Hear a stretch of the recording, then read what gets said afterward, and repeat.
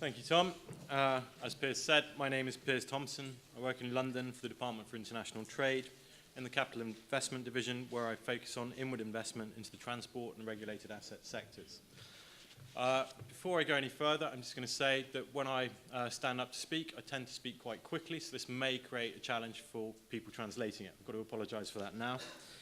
So in this section of today's event, I'm going to give you an overview of the rail sector in the UK. I hope that from this presentation you will gain a better understanding of the UK rail sector and leave with an appreciation that despite this sector being extremely well established, it is still growing with significant potential for investors in both current opportunities and future opportunities which sector reform may create. Today, there is potential to invest in rolling stock and train operating companies, and in future, there will be more potential to invest in opportunities created from potential reforms to Network Rail, which is the monopoly owner of track and stations in the UK. In addition to this, there may be other opportunities in future in major rail investment projects such as East West Rail, which connects Oxford and Cambridge, and in future, potentially the High Speed 2 rail line. So the UK rail sector is definitely an interesting place to be, and there will be plenty of opportunities for investors to bring their skills and expertise to the UK. Whilst the UK has the oldest rail sector in the world, it's also a flourishing and growing sector with passenger numbers which have doubled in the past 2 decades since the rail industry was privatised in the 1990s. Not only have passenger numbers doubled, but the average distance being travelled has increased by 36% since 1995. This has meant that the existing rail network needs to be used more intelligently, and that the capacity on the network has to be used more creatively. This will create opportunities for new technology to be deployed in future. There are more passengers using the railway network in the UK than ever before. Passenger numbers and freight use of the UK rail network is forecast to grow for many years. This is underpinned by a government commitment to the rail sector. The British government is going to invest £100 billion in future improvements to the rail network. In the current Network Rail price control, which runs to 2019, Network Rail will invest £38 billion in improving and expanding the rail network. On top of this, the UK is pursuing major new projects such as the £50 billion High Speed 2 rail line, which will connect the cities of London and regional cities such as Manchester, Leeds, Birmingham and Sheffield. In addition to this, London and the South East will have additional investment in rail in the form of Crossrail, Crossrail 2 and the Thameslink programme. Turning to the slides now. In the 1990s, the UK rail sector was privatised and the value chain was separated. So today, Network Rail owns and operates the UK mainland heavy rail network. It owns all the mainline rail stations, 2,500 of them, but only operates 20 of them. It owns the tracks, it owns the signals, it owns a lot of the car parks. The passenger services are provided by regional franchise monopoly owners called train operating companies. These train operating companies won franchise competitions which were organised by the Department for Transport. The franchises generally run for 10 years, maybe up to 15 years. So given the length of those franchises, train operating companies lease stock from Roscoe's, or rolling stock companies which own rolling stock. The rolling stock companies are an important part of the UK rail network. And due to a forecast increase in the number of passenger journeys, a recent study conducted by the group, which represents train operating companies, concluded that rolling stock fleet in the UK will need to grow by between 51% and 99%, over the next 30 years.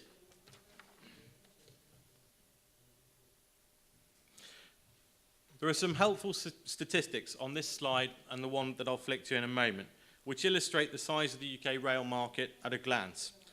But to pick out some points of interest for investors, only 35% of the track in the UK network is currently electrified, which should show the potential for further rail electrification, growth in electric rolling stock, and potentially growth in the likes of hydrogen-fueled trains in future to replace diesel trains on sections of the track where the economics of electrification won't work.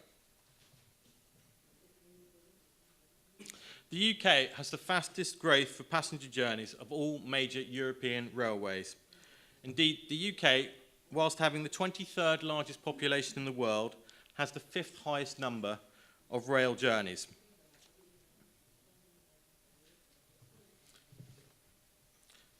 So turning to how the railway sector operates. This could be quite a complicated slide to look at. So one important thing to know about the rail sector in the UK is most journeys are subsidised by the government. This is reflected in the Department for Transport sitting in the middle of this diagram. This is because in the UK, the rail network is seen as an economic enabler which facilitates growth. Network Rail is currently owned by the British government and is directed by the government to make investments and provide rail infrastructure. Often, these investments will be at a loss for Network Rail. And the hope is that the investments that they create will enable economic activity that the government will receive tax for, and that will pay for the rail network. So Network Rail receives a subsidy from the government for those loss-making activities. And similarly, train operating companies are also sometimes required by the Department for Transport to maintain loss-making services for the same reasons. I'll have to ask you to bear with me for the next couple of complicated diagrams. These diagrams on these slides show how the mainland UK rail industry is regulated and funded. The key point to remember is Network Rail operates the tracks. It is funded by train operating companies which receive passenger revenue and also funded by the government. The train operating companies and freight companies are licensed by the Office of Rail Regulation, which also regulates Network Rail. Going a little bit more in depth, the Department for Transport sets out duties and expectations for rail franchises and then runs competitions to find operators to run those monopoly franchises.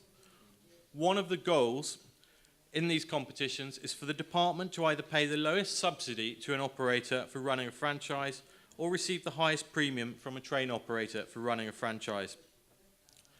As an example, an area of low population with a large network, perhaps a rural area, but few customers might receive a subsidy for running services. But an area that is more densely populated with shorter network may instead have a train franchise operator that pays a premium to the Department of Transport for running that franchise. Franchise competitions require bidders to set out how they will run the franchise and supply a financial model which will forecast passenger usage and expected train fare increases for passengers. This is a political issue for government as well, so they want to ensure best value for the taxpayers who pay the subsidies and also for consumers who use the rail network, particularly with the forecast increase in usage and the constraints around capacity. Franchise operators are profit-making. There are a range of train operating companies in the UK, from domestic UK companies only to the likes of Japan Rail East, Mitsui, Abellio of the Netherlands, Deutsche Bahn of Germany, and Trenitalia of Italy, for example. Again, with this slide, I don't want to break it down too much because it may cause a few translation issues. But the key point here is to see the relationship between Network Rail, the Department for Transport, and the train operating companies. Passenger revenue, e.g. train fares, is shown at the bottom of the diagram. One of the key points for me in this diagram is the subsidy being paid by the government and also the size of Network Rail, where you can see it's spending almost £10 billion in this diagram on an annual basis. To explain a little bit more about Network Rail, it is regulated through the Office of Rail and Road, which was until recently the Office of Rail Regulation. Has 5-year regulatory control periods, which set out its spending and investment requirements for those periods. Various stakeholders, including the government, feed into these reviews to identify what investment and activities they would like from Network Rail. Train operating companies, freight companies, and the Department for Transport effectively act as super customers of Network Rail and have a large degree of influence over what outputs it creates. Network Rail, as I mentioned before, is currently owned by the UK government. Its regulatory asset base, i.e. the balance sheet for its regulated activities, is £57 billion, and it continues to grow as the UK rail network expands. It will not own High Speed 2, and it does not currently own High Speed 1, but it will still grow enormously over the coming decades. It is also the largest landlord for small and medium-sized businesses in the UK, with at least 8,200 properties under management.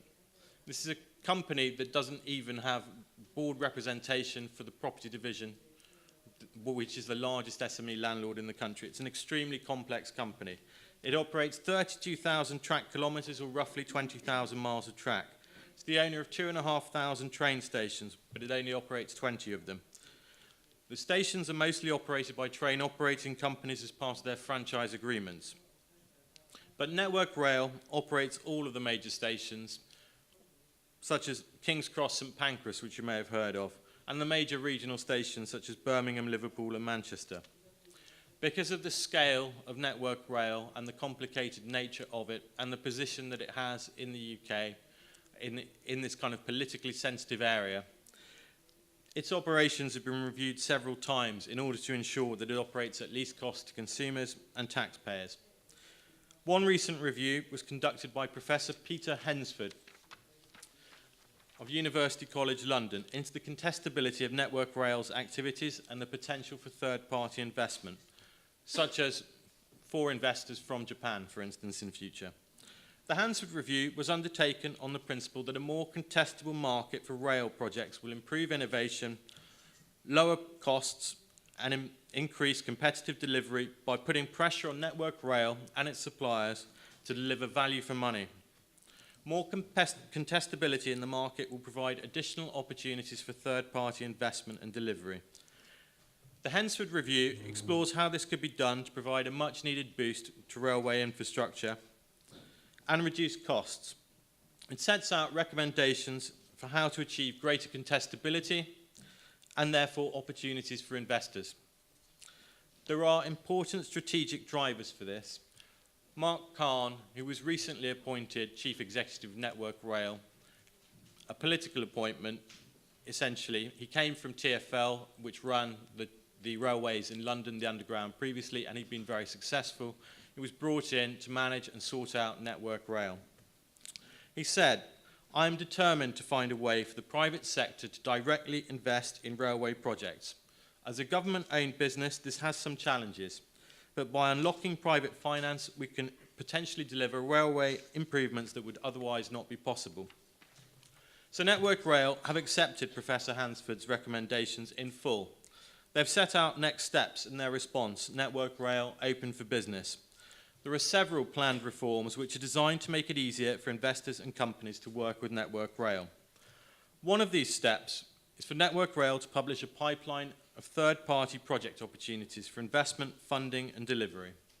Another step will be the next rail price review, which will kick in 2019, which will be constructed in a way which forces Network Rail to look to the private sector to invest and deliver projects at lower overall cost. Initially, these opportunities may be at the smaller end of the spectrum, such as smaller new stations, train depots, car parks. But the scale and size of these opportunities should grow over time. Government are still considering the Hansford recommendations and are working closely with Network Rail on this. So whilst Network Rail have accepted them, government is still evaluating how it wants to proceed. So this is an area of important potential, but we need to watch the outcome from the Department for Transport. I want to turn away from Network Rail to High Speed 2, which has been mentioned earlier.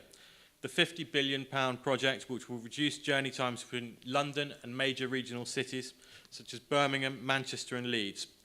High Speed 2, as a completely new railway, has created supply opportunities in its first phase, but limited opportunities for investment.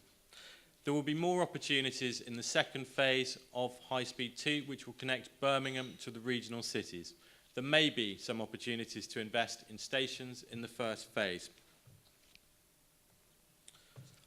More broadly, given the forecast growth of the UK rail sector and continued increase in demand for passenger services and freight, there will be continuing and sustained demand for additional rolling stock in the UK and related opportunities for financing it.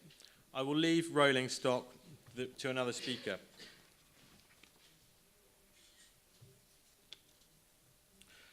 One thing I would like to say, though, is that the UK rail industry's fifth long-term passenger rolling stock strategy identified that the fleet will require to grow by 91% over the next 30 years.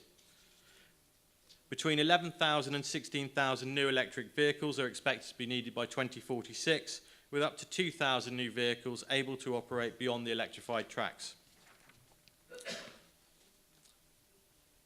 Moving on to the final section, passenger franchise competitions. The Department for Transport has a programme of competitions going out to 2025, with some major upcoming opportunities such as the Thameslink franchise.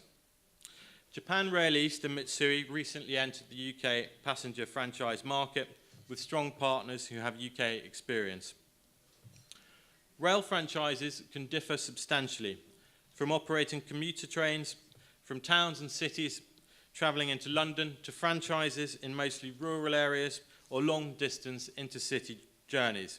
All of these have different characteristics requiring different types of rolling stock, different service standards, and have different challenges.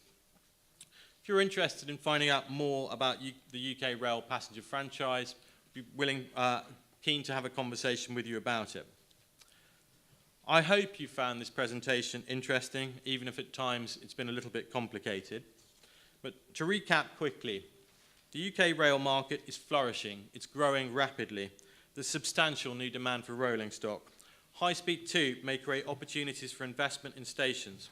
Potential reforms to Network Rail may also create investment opportunities, and a pipeline of potential opportunities is due to be published shortly.